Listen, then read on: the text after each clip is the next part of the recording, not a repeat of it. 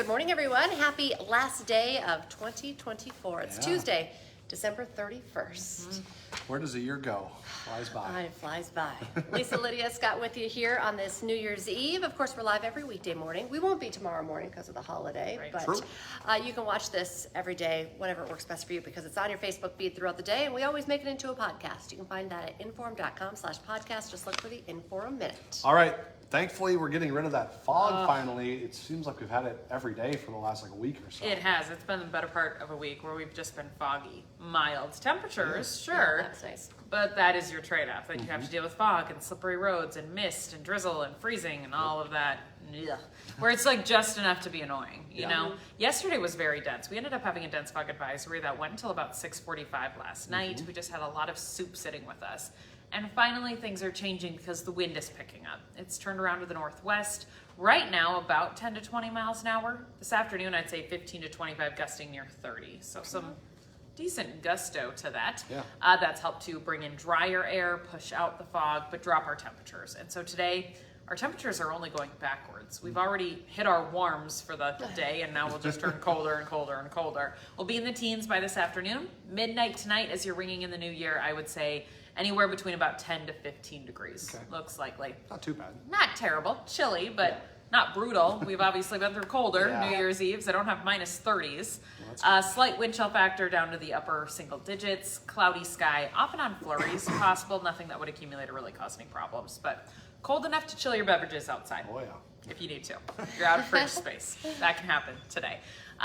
Let's see, we wake up in single digit temperatures tomorrow morning for the first day of 2025 and bring our temperature back up into about the mid-teens for tomorrow afternoon, around 14 here in Fargo. That'll feel a little different. That's a little colder. I do think some peaks of sunshine for your first day of January. Single digit high temperatures Thursday, Friday, lasting into Saturday and Sunday. Closer to 0 for your high on Monday. And right now our forecast has us falling below 0 on Monday night and staying below 0 to finish out next week. Ooh. So we could have several days in a row, and nights of course, of being below 0. We'll tally up the hours as we get there, of course. Overnight lows anywhere between minus 15, close to minus 20, minus 25. Wind chills, depending on the wind speeds, of course, minus 30, minus 40. So dangerous cold, brutal cold, January cold. Just around the corner. This is the warmest it's going to be for the next while, and then everything just kind of goes backwards after that. With that, though, I don't have any big snowstorms, maybe a chance at a few flakes on Sunday. Otherwise, there's kind of a snow system missing us to the south later this weekend. So I guess that's good news. We'll refreeze really well. We're making ice for any ice fishing or anybody that wants to do things outside. I don't have great snow in the forecast, though, for snowmobilers or snowshoers. So that's that. But cold. That's your overall message into next week. Celebrate New Year's accordingly and safely. I always worry when I have like minus 30s and then people are out about. This is still, you still don't want to be outside for extended periods of time. Of course, we're still going to be below the 32 degree mark. We're still freezing, below freezing. But at least it's not the minus, I think it was 22 into 23. So what if that 2 years ago, we had minus 28 in Fargo for a temperature, not a wind chill. So it's not that. I'll leave that at that. Yeah, at least there's that. Yeah. Okay, thanks guys. Thanks, Lydia. Okay, to our news headlines this morning. Today, a Minnesota state senator is due in court for a settlement conference less than a month before her trial is scheduled. Nicole Mitchell is charged with breaking into her stepmother's house in Detroit Lakes. According to court documents, Mitchell said she was trying to get some things that belonged to her father who had recently died. Her trial is set to start January 27th.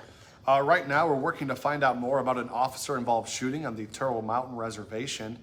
Some video that was posted to social media shows the moments an officer with their gun drawn approached a pickup that was on the side of Highway 5. That was on Sunday.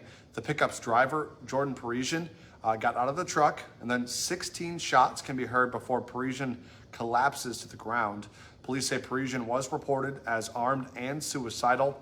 On Sunday, police reported that he shot at officers, but an attorney for the tribe tells our partners at the Grand Forks Herald Parisian did not fire a weapon. The FBI and Bureau of Indian Affairs are investigating. Right now, an internal investigation is underway for a Fargo police officer arrested on a DUI charge while off duty. The department says that 33-year-old Breton Rittenauer was arrested at an apartment near West Acres. He's accused of hitting 3 vehicles and a dumpster in the apartment parking lot. He was arrested on DUI and DUI refusal charges and cited for failing to provide proof of insurance. He has been placed on paid administrative leave. All right, happening today, your last chance to get spicy pie in West Fargo. That location is closing its doors for good at midnight tonight. The two other spicy pie locations in North Dakota will stay open.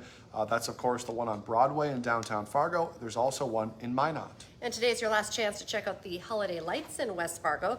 The Red River Valley Fairgrounds is wrapping up its holiday lights display tonight. You can still go from 5:30 to 10 tonight. Costs $20 per car, $50 for a bus if you buy tickets ahead of time on the fairgrounds website. Otherwise, tickets are $5 more if you buy them at the door. If you are planning to celebrate the new year tonight, don't forget to make plans for a safe ride home. North Dakota Vision Zero is reminding you that holiday ride share codes are still available for use throughout this week. You could get them for $10 off, a ride on the Lyft app. Just use the code VZWinter24 for $10 off.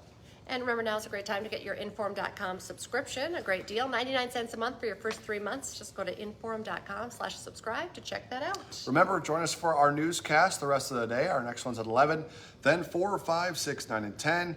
And we'll be back tomorrow morning with First News from 5 to 7. So make sure to join us then. Have a great day, everyone. See you next year.